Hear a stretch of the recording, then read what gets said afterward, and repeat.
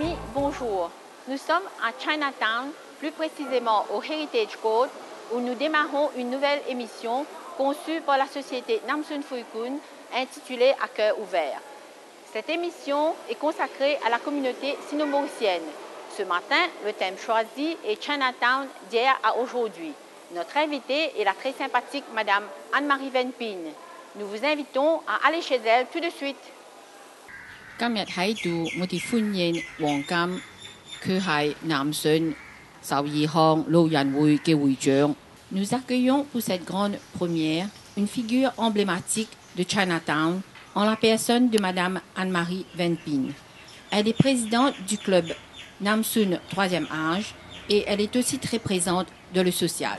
Madame Van Pin, bonjour. Veuillez vous présenter pour tous ceux et celles qui ne vous connaissent pas. Bonjour tout le monde, je suis Wongkam Van Pin, also called Anne-Marie Van Pin. Je suis née dans le Chinatown, grandi, vieilli. Je vais me présenter quand j'étais enfant.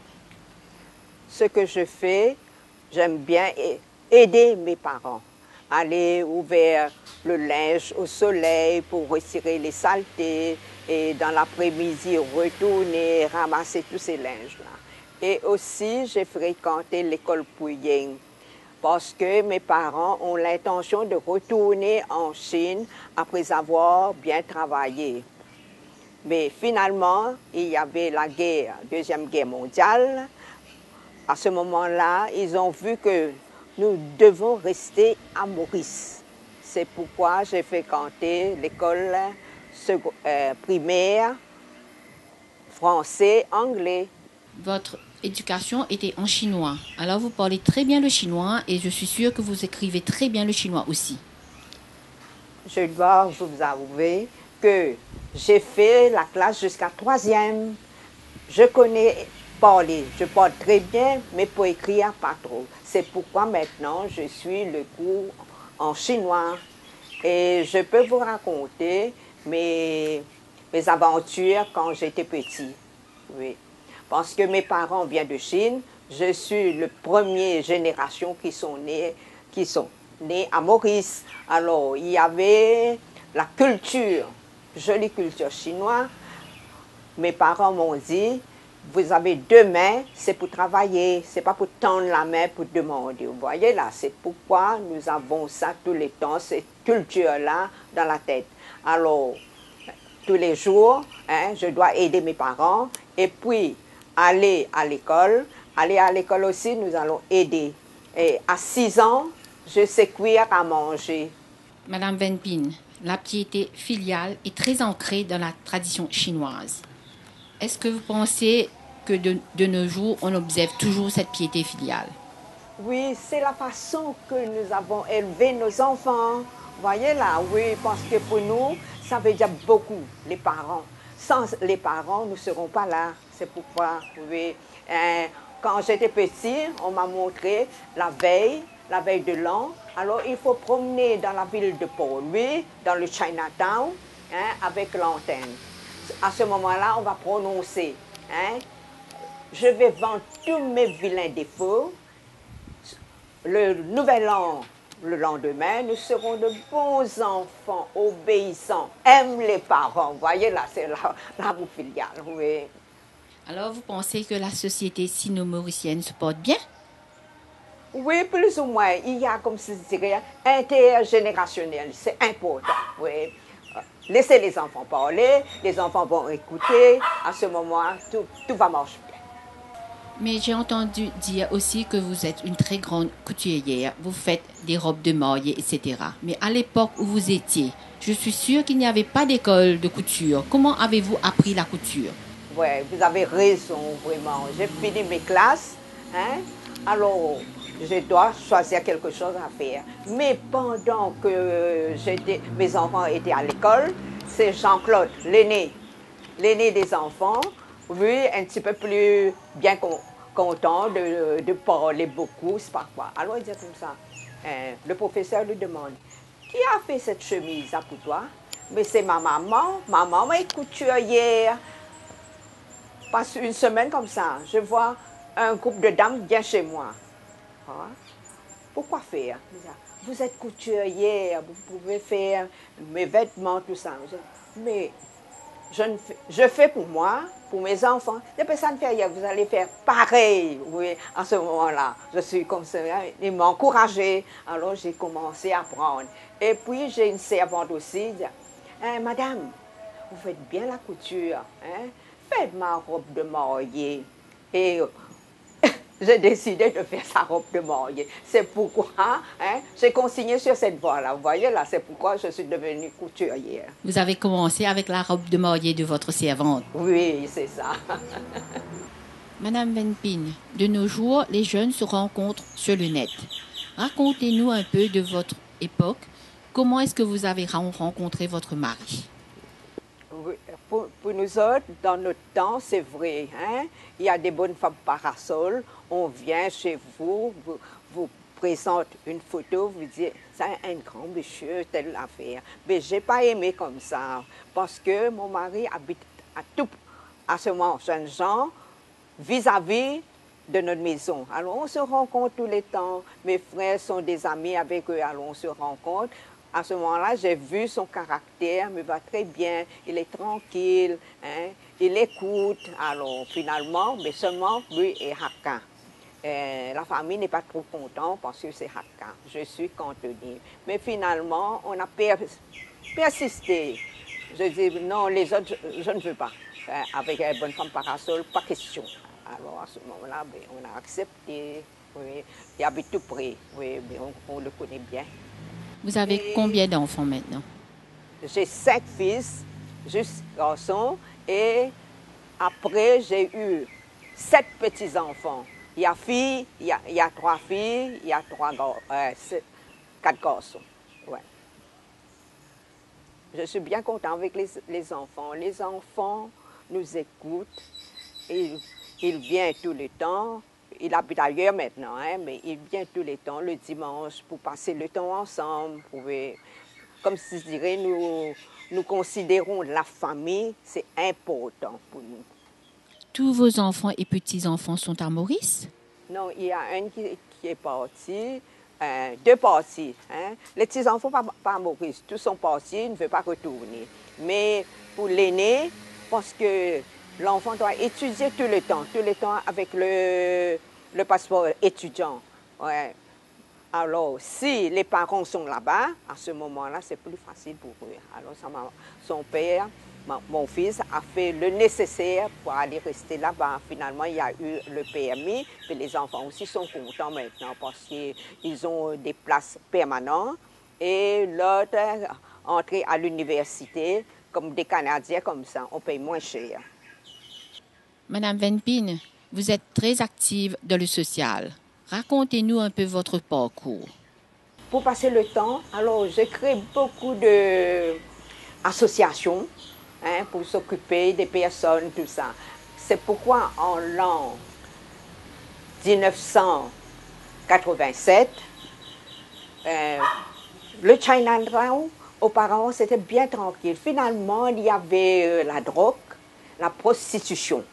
À ce moment-là, je dis non, on ne pourra pas vivre comme ça. Hein. Le Chinatown est devenu, comme je dirais, un endroit, c'est pas bon à vivre. Alors, j'ai fait une lettre, hein, j'ai envoyé à Kassam Yutin, je dis comme ça, je lui raconte les problèmes du Chinatown. Il y a prostitution, la drogue, il y a tout ça. Alors, il m'a bien écouté, il m'a envoyé une autre lettre, il me dit comme ça, ne vous tracassez pas, je vais faire quelque chose pour vous, je vais avertir les personnes responsables, qu'est-ce qu'il faut faire. C'est pourquoi j'ai pris le courage, à ce moment, je dis comme ça, non, je dois organiser une marche à travers le Chinatown. À ce moment-là, Kassam Yutin me dit, oui, ok, je serai là, je vais vous accompagner. C'est pourquoi, en 1987, Kassam Yutin nous a accompagnés. C'est pourquoi la marche a bien réussi. Et tous ces fléaux ont disparu du Chinatown. Oui, parce que ce que je vois quand il y a quelque chose qui ne marche pas, j'aime aller de l'avant. Qu'est-ce qu'il faut faire? À qui adresser? Mais auparavant, la police aussi, il y a des cours, on donne des cours, qu'on appelle ça policing, signaux, une affaire comme ça, puis on donne des certificats. Mais maintenant, on ne fait plus tout ça. Oui, mais c'était très intéressant parce qu'à ce moment-là, nous pouvons dire qu'est-ce qu'il ne marche pas dans le Chinatown. Et finalement, il y avait COP aussi, des associations, 23 associations, on a travaillé ensemble. Eux aussi, pareil, on nous a aidés. Ces dames-là sont venues nous voir. Un peu drôle, sûrement, il y a un problème avec lui. Ça l'a tracassé. C'est pourquoi j'ai exposé il y a la prostitution, la drogue. Alors finalement, ils nous aidaient à les manifester. C'est pourquoi j'ai eu, comme je dirais, des prix pour ça, ce que j'ai fait. Pour l'environnement, il y avait des cours qu'on donne pour l'environnement, qu'est-ce qu'il faut faire, oui. Mais chez moi aussi, pareil, on parle de l'environnement, c'est pourquoi j'ai planté beaucoup de plantes chez moi. Mais tout le monde a trouvé ça joli. Et on a dit, la plante, ça, ils ont un sentiment. Lorsque vous plantez, ça vous rend bien, vous serez en bonne santé et vous allez parler avec les plantes, vous n'aurez pas cette maladie qu'on appelle Alzheimer. Je vois que vous avez des doigts verts parce que votre jardin est très joli. Dites-moi comment vous faites. Et j'ai aussi entendu dire que vous avez eu un prix, un premier prix. Oui, j'ai eu le prix, c'est vrai. Mais ce que je fais, je donne tout mon temps, mon amour pour ces plantes-là. Lorsque je parle avec les plantes aussi en même temps, je dis, quoi, vous n'allez pas fleurir, Je n'aime pas, je veux apporter des fleurs pour faire la maison paraître jolie. Mais finalement, vraiment, ils ont le sentiment, comme je disais, tenté l'expérience par la radio. Même on a parlé ça. Les plantes ont des sentiments. J'ai planté une plante sur la fenêtre. Et la plante, comme ça, elle pousse ses branches en dehors de la fenêtre. Finalement, on me dit comme ça, jouez de la musique, vous allez voir. Lorsque je joue de la musique, au lieu de la plante pousser par dehors, et retourner. La plante s'est retournée vers l'intérieur. Mais c'est vrai donc, la plante a des sentiments à ce moment-là. Mais je donne tout mon temps pour mes plantes, oui. Madame Van Pin, vous êtes aussi très active avec les Senior Citizens. Dites-nous un peu ce que vous faites. Oui, c'est vrai. Parce que pour moi, le but, Senior Citizens, ils sont plus vulnérables. Ils vieillissent. Alors, il faut faire quelque chose pour eux. Avant, il faut faire la santé. Ils seront en bonne santé. Pour être en bonne santé, à ce moment-là, il faut avoir comme je dirais, les plats bien équilibrés. Alors, on va expliquer ça aux senior citizens. Et qu'est-ce qu'il faut manger. Et aussi, il faut faire des exercices. Alors, je suis finalement devenu un professeur de Tai Chi. C'est M. Lai Sang qui a signé la forme vers côté ministère de la Santé. Alors, je fais le Tai Chi. Et le Tai Chi, vraiment, c'est un bon exercice.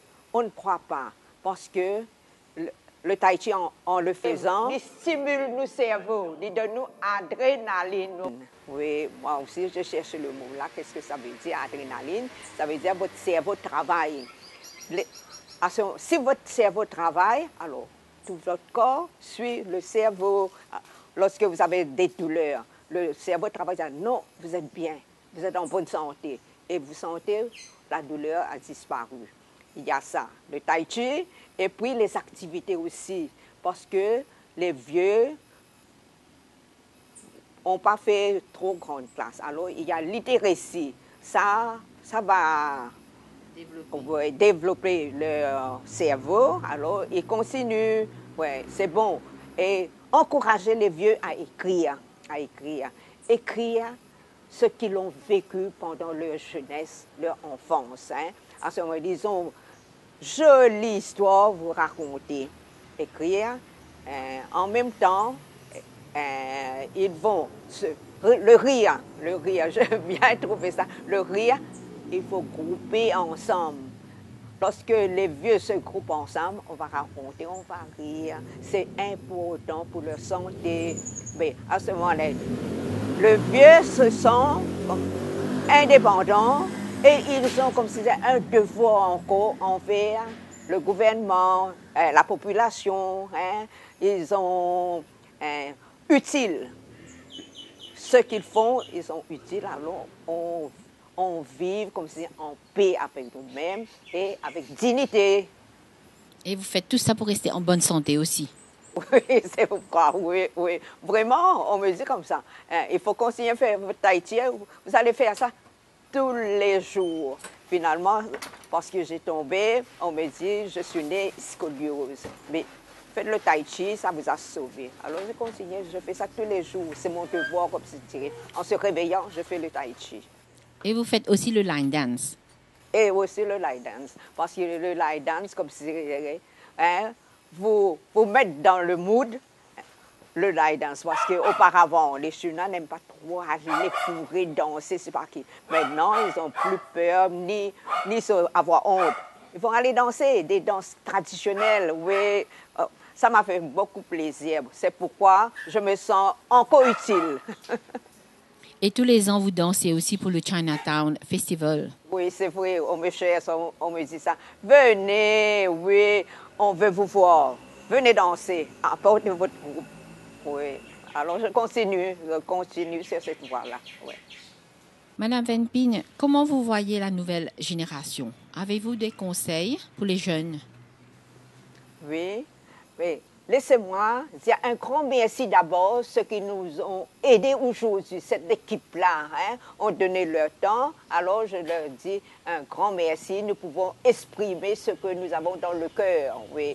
Cette génération future, c'est bon si nous rencontrons tous les temps. On fait des générations internationales. Oui, parce que les jeunes ont des diplômes. Ça, j'ai vu ça sur quelques journaux. Ils sont bien intelligents. Alors, ils pourront questionner les vieux, leur histoire, comment ils ont vécu. Alors, ils pourront mettre ça sur papier ou bien sur un livre. À ce moment-là, ça ne va pas perdu. Ils connaissent l'histoire, comment c'était. Oui. Et en même temps, les jeunes doit écouter les grandes personnes parce qu'ils ont beaucoup de savoir.